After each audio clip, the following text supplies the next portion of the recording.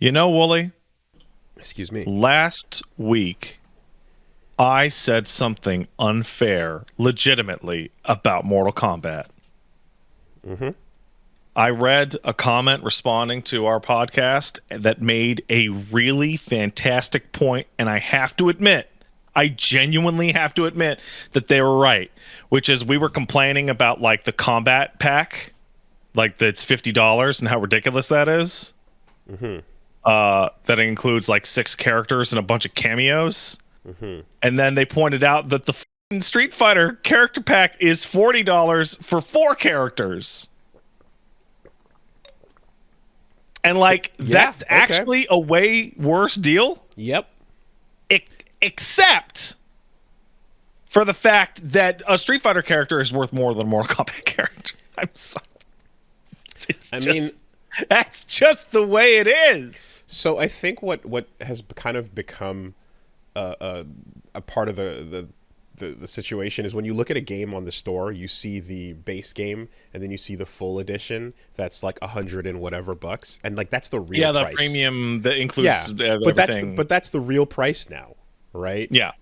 It sucks that it's like, you're being thought to think, you're being trained to think that like, oh no, this is Mhm. it and that's the extra, but it's not. This is the full thing, really. But absolutely valid on that. I think DLC prices are and continue to be garbage. It's Mhm. been that way from the jump. I just know that since we've been at this for years, there's always that degradation, and to the point Mhm. where I'm sure you can go back to early ass friend casts where we're like fucking DLC as as $3. a concept, and you just, yeah, you're like, yeah, you live your life and you watch as you slowly cook the frog. You turn the Yeah. pots, heat up to the eventual point where like, yeah, it hasn't jumped out. And I know that's been the case with everything relating to microtransactions, with everything relating to piecemealing video games. We've just been at this long enough to watch it become normalized, but it's been shit from the jump. I do actually have a serious version of my statement, which is Mortal Kombat. The reason why that $50 DLC pass hits you so much harder, in my mind anyway, is that Shang Tsung for $10 right out the gate on day one fucking primes you to be pissed off. And then you said the game has no lobbies. Yeah, that was Like annoying. that's not technically part of the DLC discussion, but the fact that it has no lobbies is this like what am I fucking paying for? And I think the contrast point, right, has been the return to Titanfall shows you again the easiest and best lobbies ever, as Oh brought my up god, before. it's so Yeah. I saw a different statement somewhere else where they were talking about the lobbies in Mortal Kombat and how Street Fighter 6 has like ruined other fighting games for this person. Because they describe themselves as a Guilty Gear player. Like Guilty Gear is their thing, right? Hmm. But since Street Fighter 6 came out, they don't play Strive anymore because they can get in and complete a match of Street Fighter before getting to a match in Strive. Yeah, and Strive took a while for the lobbies to work because they initially didn't. They were there, but they had that issue. The loading, the R code like bullshit, the startup delay that took Hmm. fucking minutes to get to the main menu. All of that wild shit just made it more and more frustrating for anybody who just kind of wanted a quick game to be able to play. It's And kind you of. Oh, sorry. After you. No, and just you contrast that with not only Arxis in the past having made like some of the, like, we liked the lobby system of walking up to the cabinets and stuff. Like I don't know, I think they started it. I might be wrong Yeah, on they that, did. but I think they I feel started like it. they did. And you go into like accent core, and like from clicking the play button on Steam to just mashing AAA online go, you queue up, you get into a match within 15 seconds of boot, possibly, and like immediately just get into and then you rematch and you just go and you're out, and like you can actually play, you can actually look at your watch and go, I've got about 5 minutes, let me get Hmm. a couple games in, and then be like, all right, now I gotta leave, in that actual time frame, which is something fighting games should allow you to do. You should be able to jump in with the same way you want to play. Be like, I want to play a little quick game of Marvel Snap, and Yeah. then be out of here, you know? Like we had that whole discussion a little while ago about how like is Baldur's Gate 3 setting unrealistic standards or whatever. But like Street Fighter, I feel like its reliability and its netcode and its excellent lobby system and its battle hub and all that. I feel like that is actually like the new standard. And now that we like the netcode dream has been reached and we've seen it, now everything that comes out that is not that is like, why the fuck isn't it like that? Something has Why isn't it good like that? something that's emerged with Street Fighter 6 for me as well has been I've been playing, ranked, and the quality of your matches changes once you like are in master, and like you kind of you start, and like they made the update so that you don't just start seeing the same names over and over and over again. You get to fight a broader range of people within your skill level, which is really nice. And I've noticed I'm stuck in platinum, but I've noticed that if I'm in platinum 4, I am equally likely to get 3 4s and 5s. it's spread out, right? So ever since the Rashid patch, I think is when they kind of addressed that. What is also going on too is I would jump into some of the local like discords and be like, hey, grab some matches with some local players and whatever. But what I did recently was like just returning to the battle hub actually now that a little bit of time has passed is really interesting, because like the battle hub experience like on launch was definitely one where 10 out of 10 matches I'm gonna kind of like just sit down and kind of stomp on the person I'm sitting in front of. Oh yeah. And like that can be, if that's what that can be your afternoon. Hey man, for me it was like, do I want to play ranked matches and play a video game, or do I want to feel really good and go down to the battle hub? And so after a certain point, it's kind of like, okay, well, I'm trying to like tighten up my mistakes here, so I'm looking for more, right? And so I didn't use battle hub because of that. It was just that it wasn't much of a challenge there. Coming back to it now, seeing where there's people close in your level with a little indicator next to their name that's like, hey, this person's around where you're at. You're like, oh shit, let me check. Oh cool, you're a master player. Let's sit down and we'll do some sets. And I've been able to you want to do 55 matches in a row? Yeah. And really learn this fucking matchup? And so I've been able to just like hit up randos walking around the arcade, that are in a similar level, and like get some really good long sets out of it. And that's what the feature is for. And like, yeah, I think a bunch of players have all kind of returned to that like battle hub, to kind of look for that a little bit, as well as to like, you're like, hey, I got an A.K.I I want to fuck around with. I don't really know what I'm doing. You can just queue up for casual, and you'll get thrown into a random match with someone else who's looking. But the ability to kind of like be like, hey, you're around the same level. Let me see. Okay, I can see you play a really good Chun-Li. Let me see what my new A.K.I is like against your Chun-Li, and we both have some decent fundamentals. So let's kind of feel it out. You discover a bunch of bizarre interactions that are fairly rare, but oh really? Okay, sure. Yeah. And so it's pretty cool to be able to walk around the arcade, so to speak, and do that. I know that we're not going to see other games following suit with that like level of online availability, but no. at the bare minimum, a lobby room, right? That's where you want to start.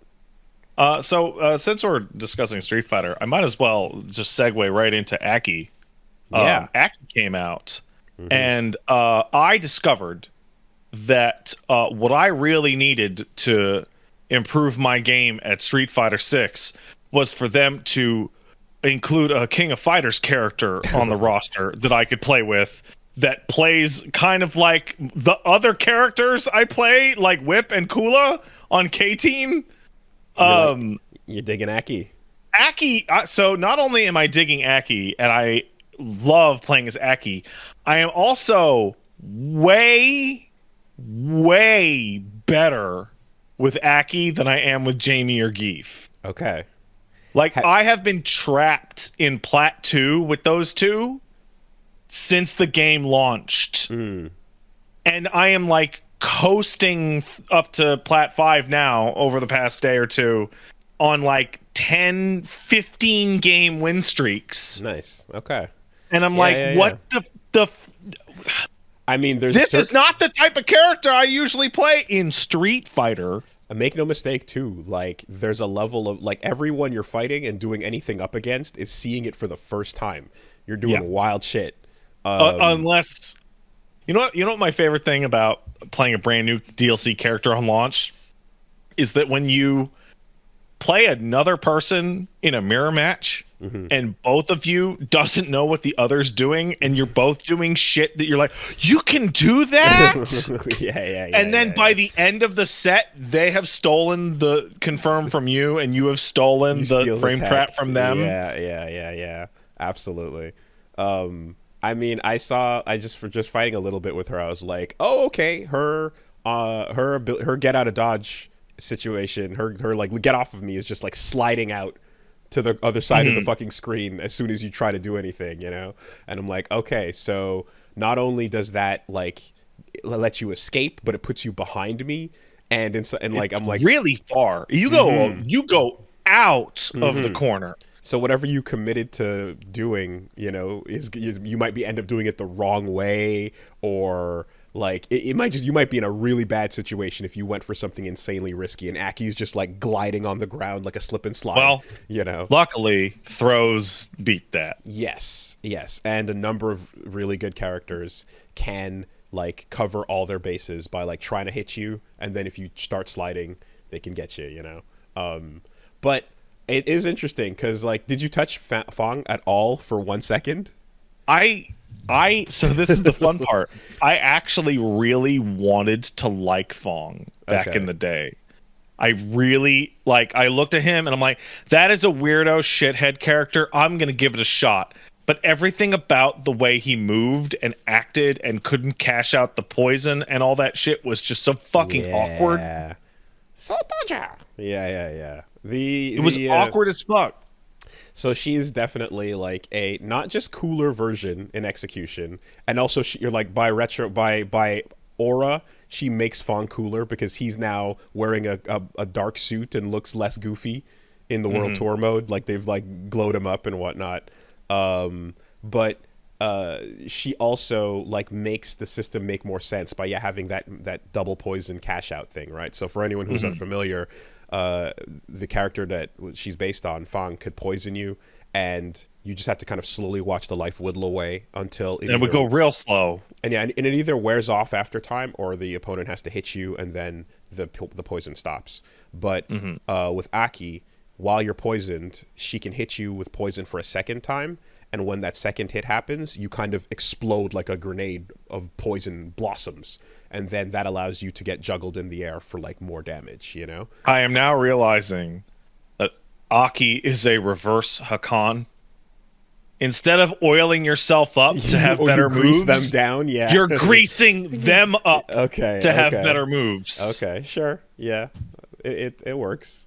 And then you also you have the like it's a Killer Instinct style system where there's cash out, you know, after you potentially put the damage on.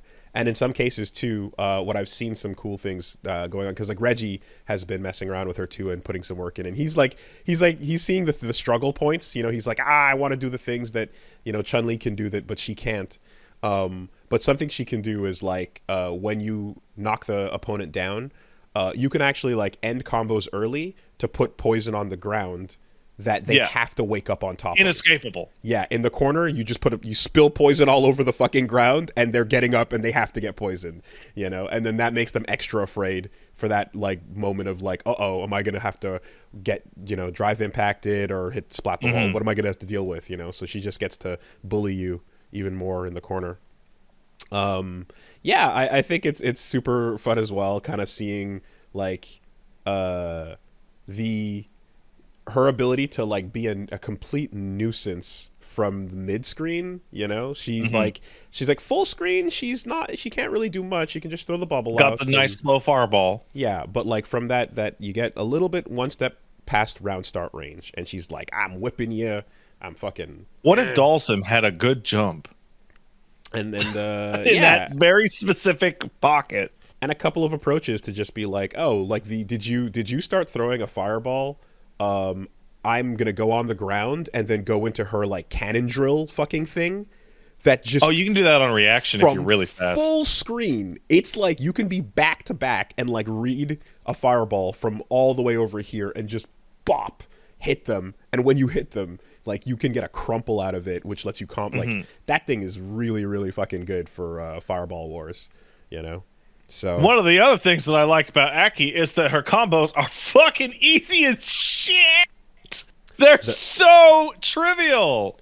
are you doing the stance cancel in the middle of it? Yeah. Okay, Yeah, you have to. Yeah. That's like every combo path outside of like one is her hard kick into the stance cancel, into the jabs, Jab, into jab, something. whatever you Yeah, want yeah. after that. Yeah. It's cool.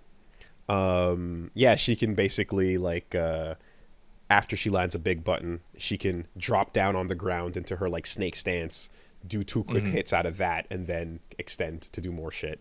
Very, very, yeah, fun with the poison design, and I'm glad that they like came back to it instead of just going like, oh, what a dumb idea, never mind poison forever, you know. Like it is interesting. I don't think it's the poison is so strong though that like you're really worried about it when it hits you. Oh, dude, it has like the poison exists purely to get better combo extensions. It's and as on the receiving end, when I get poisoned, I'm just like, God damn it, mosquitoes. Yeah, it's annoying. You know, it's just a little. It's what is it, not like the a big equivalent deal. of like a single medium punch? 2 jabs. It's like 2 Yeah. jabs. You know, it's not a big deal, but it's just a little irksome, and you are concerned about like eating a big combo if you get poisoned a second time for sure. Fun though, and then like I met her in World Tour as well, and got to see that little the way they kind of insert these characters. And yeah, I guess they're keeping it simple by just going like we'll drop a random NPC into the world somewhere. It's, you know what, it's very fucking Souls like actually in the way you go to in DS1 when you just meet a random NPC that like fucking is like, oh, now you're gonna travel to the past or whatever, right? There's like, here's a person that'll open up a travel portal to A.K.I world, you know, AKA China.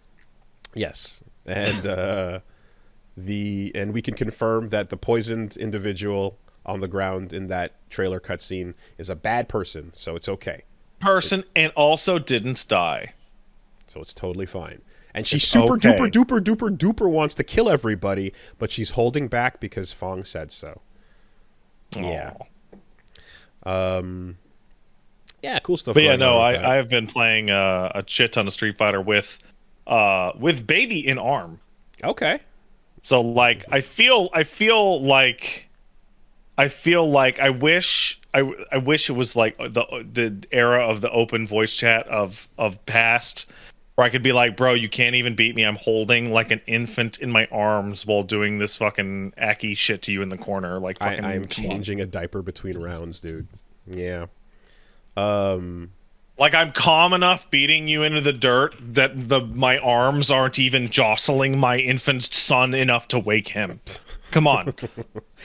I'll also like tag on the subject there, and because I beat World Tour last week, so Yo, that fucking good job doing nothing. yeah. So I mean, it is interesting. It is interesting to be like, hey, bad ending, so to speak, right? There's like kind of the story's not done, and also you good job, idiot. You accomplished nothing. Is the No, overall actually, vibe. I disagree. I think the funniest thing about the World Tour mode is that you don't accomplish nothing. You actually accomplish less than nothing because your presence causes the plan to fail. It does fail. It kind of was destined to fail because he already He knew because you were there. It's your fault. Right. We should have left actual fucking suicide bombing. That's the way that the future villain should have gone out, mind you. But the other thing with it is just like, yeah. So the quest for strength makes no fucking sense, idiot. It doesn't really end, you know. So go figure it out, and when you give up, go sit under a tree like Ryu. And just do katas. And then after all this, you're like, yo, JP, can I get some of that psycho power too? It looks hot. Yeah, and he's like, fine, yo, just doling it out. Who wants a little bit of bison in them? We're giving out free bison. No, I overall I look at it and I'm like, okay, the vibe I get from this is the same vibe I got from when MK9 first came out with its story mode, where it was like, holy shit, look at the format of this. They figured out something that other people weren't willing to do, which is like animate a full story and then let you take over for different characters in different chapters. The story itself being poorly written is clear, but I want to see what World Tour's ingredients are applied to something that has more compelling content, you I know? think the format is good. Yeah. But I feel like that, yeah, the actual narrative is awful. Oh, it's nothing. It's absolutely, it's terrible. There's Like, nothing my favorite happening. part was making that fake Gucci bag.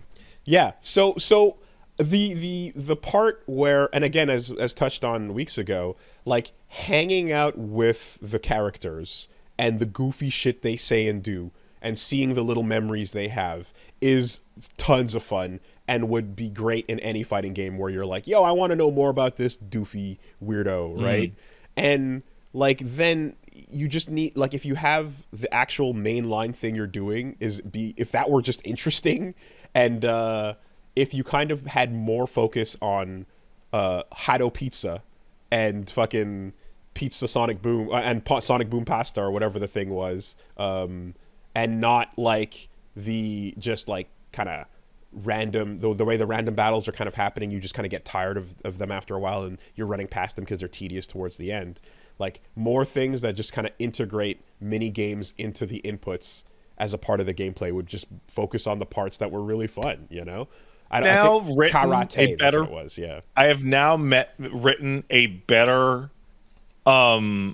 Street Fighter 6 storyline in my mind in the 10 seconds since you said the words Hado Pizza. Okay, you are at Hagar Stadium to deliver a set of Hado pizzas to somebody who ordered them, but some event organizer who was not paying attention says, hey, you're up next, and kicks you out into the fucking arena to get your fucking shit rocked by a Street Fighter character. Damn. And you get around in. Damn. And then that starts the, hey man, wow, you're pretty good. Where are you? And you start the story from there.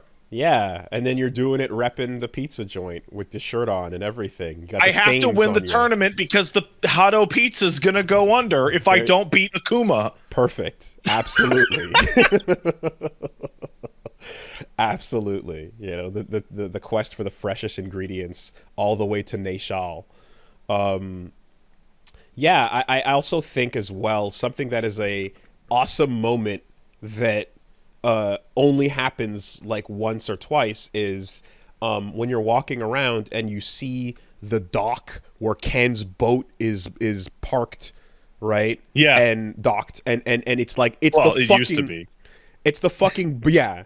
It's the boat from Street Fighter New Generation, and it's also the dock from Street Fighter 2 World Warrior, and you're like, oh my god, it's the stage. It's right here. Wandering into that is really cool. And it's not the same when you kind of like fly to the stage that you fight in and just stand on that one area. You know? It's super lame, in fact. Yeah. When you fly to that location. It would be so much cooler if they like minimized the size of Metro City a bit more and made it so that going to Brazil meant you had a little bit, maybe 2 or 3. You just go to Brazil town. Yeah, you have like one like street with stuff on it, and then you've got the stage at the end. Wait, does that mean that like Blanca's just living in like a rainforest cafe, like on the outskirts of town? He's inside of an amusement park that you buy tickets to enter. I mean, whatever the case is, just make every area a little bit more for each stage, and then, you know, the Coliseum itself could be a place you could run around and do shit in, you know? And like, yeah, the parts where you can just tap into any one of those old awesome stages we remember in the past and like have a like, oh fuck, there's the boat, you know? Dulcimer Temple is actually a good one of those too as well, where you're like, hey, check it out, it's the temple. But it's just isolated into itself, you know? In hindsight, there's something that Mortal Kombat does incredibly well in all of its story modes that is the worst part about Street Fighter Six's World Tour mode. Hey Wooly, were you really excited when Ascended Ryu finally talked to Ken for the first time in years and talked about him becoming a construction worker? Oh, right, that didn't happen. No characters that you gave a shit about interacted with each other. At Even all. At what? all. They talk about each other and they show you the screenshots, right? But there's nothing, and this is it. Like for all the goofy shit that goes on, there's those moments. You're totally right. When fucking when Sub-Zero and Scorpion sit down and do a tea ceremony, I was like, oh shit, this is interesting. This is a fun little scene, you know? Just a little something, a little, you know, a little moment that would otherwise be concept art given to You're you, sitting there you know. going, can Sub-Zero clutch out a win even in a different timeline? And the answer is probably no. but just, yeah, having those little canon moments, man, you know, because you have to commit, like, to, if you show something like that, then it's like, this is how it went down. You're making a statement with this area, this stage, and whatever. But, you know, I get it. You don't want to do, you don't have to, if you don't want to make Ryu the main character of the story mode, then that's fine. The creative But you characters fucking shouldn't. the create a character is a way better way to interact with that world and such. But there's no reason why you can't have, yeah, like those little moments, you know, of the Ken picking Ryu back up and the headband switch. You can have little things like that you could see. You Like, know? why weren't the Street Fighter characters like in a tournament? Yeah, I mean, I guess because they're just the best at this point. Like, they're the veterans, that the OGs that are just like on top of their game, you know, and running their side hustles, whatever they may be. If Lee-Fen ends up being a playable character in the full main roster, this is a little bit of that, because you're seeing her with Chun-Li a little bit. If she you know? doesn't end up playable at some point. But yeah, but and it's also one of those bits where I'm sure. So like, okay, F.A.N.G is now just standing around in Metro City, right? He is. Not being murdered for being a terrorist. No, he's hanging out under the bridge. But like, yeah, when you go to Brazil, you're definitely kind of like, oh man, I wonder what like Sean and Laura are up to. You know, I wonder what. And there's just a little like, if you kind of expanded that area just a little bit more, you could, you know, tie in some of the previous things we saw and some of the previous characters and make those locations feel more real for what Street Fighter is. Like, but once again, in all the ways that like Street Fighter has improved its single player experience, yep, it is still weak in all the ways that like Tekken and Mortal Kombat are strong. Like Tekken, their story modes are still kind of weird, but there are so many fucking interactions and arcade endings in between the characters of them doing stupid shit with each other that you're like, okay, I'll let it pass. Like, how broke is Paul this time? To be fair, arcade mode is nothing but stupid characters interacting with each other. Like fucking Marissa trying to chase Geef around to get married. And then Menon is like, yo, can I get in on that? And Marissa's like, there's room for everybody. Can we go back in time to Tekken 3, 4, and 5, where every single arcade mode gets you a lavish CG ending? That never happened. That is wildly nonsensical, Yeah. and doesn't happen. Sure, let's commit to Gon's ending, where you just sorry, fucking... Jamie and Luke having their violent dick sucking beef. Did I miss something? I mean, dude, I just saw that out of the corner of my eye. What the fuck? It comes close. There's a lot of moments of Jamie and Luke having those stare downs and those fights where they're getting real close to each other, right? There's one in particular where like Jamie's got the guy liner on like strong, right? And he's absolutely giving the come hither eyes. You know? Yeah. He's got that smirk and he's got the look that's like, let's go final round, and you know what I mean. You know, it ain't gonna be. I see. Yeah. Let's fight horizontally. No, it's just there's a couple of fan arts of that going on, and I'm like, yeah, okay, I see what y'all are reading in there. It's a good in conclusion, World Tour needs to get its third strike, because right now it's that weird first version that just is like, ugh, I like the idea, but let's get it together. You know. Well, luckily, it's not like World Tour took like 78 years to make. I will say, you know, that it's whenever the DLC comes out, of course, you do get that little. You know that part of what you're getting is that World Tour inclusion as well, and between that one and Rashid's, it's pretty minor. It's like a very single minor. it's a single mission, you know, and Mhm. I was like, I guess like the idea, I'm like, okay, we're not going to go to Akuma's island, you know. We're probably just going to see him standing behind an alleyway in the darkness. Yeah, no, Reluctant. Akuma will be fucking sitting on a plastic chair at a plastic patio set, eating a hot pizza. But yeah, just you know, take from what people enjoyed the most on that, and come back around, and you can do this good. You can do this good. But as far as people like having a more fun time with the single player version of like someone who doesn't play fighting games having more to do in single player, World Tour absolutely did do its job there.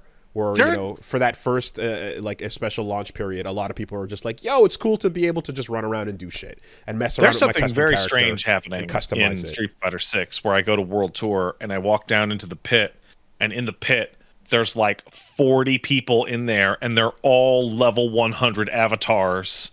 And I'm like, "Oh, is there some kind of weekly or monthly thing for avatar battles?" And then it's like, "No. Yeah, I tried These it. people have actually decided to spend their time fighting maxed out avatar battles." I didn't touch it until like just recently. I just went on with one of the Genshin fighting games. I went down to the pit and fucked around with it. Now that I'm done with the World Tour, and yeah, it's wild and goofy. And I mean, shout outs to some of the amazing just creative designs I saw. I think it was Fox Lex created a Professor X that was literally like in the chair with like, and it looked like accurate, and he would do the yoga float around, and so it looked like Professor X was in the actual chair. And all he did was he took a dude in a suit that was bald with a jacket. He took Rashid's backpack, made it huge, rotated it horizontally, and then took the headphones, made it huge, and put it around the front. And together, It's it really looks like a Professor X floating chair. It's crazy. It's one of those things where you play Armored Core 6 and you look at like, I made an eyeball in the emblem editor. What are other people doing? Oh, they're making animated skits out of geometric panel layering? Fuck. What the fuck? Fuck. Yeah, incredible. Fun stuff. You got on base, right? They didn't strike out. You got on base, but just let's take these ideas and flesh them out with quality now. You've made the war gods to prove that the engine works. Now you just need to make the best content you can with this system and deliver Mortal Kombat 4.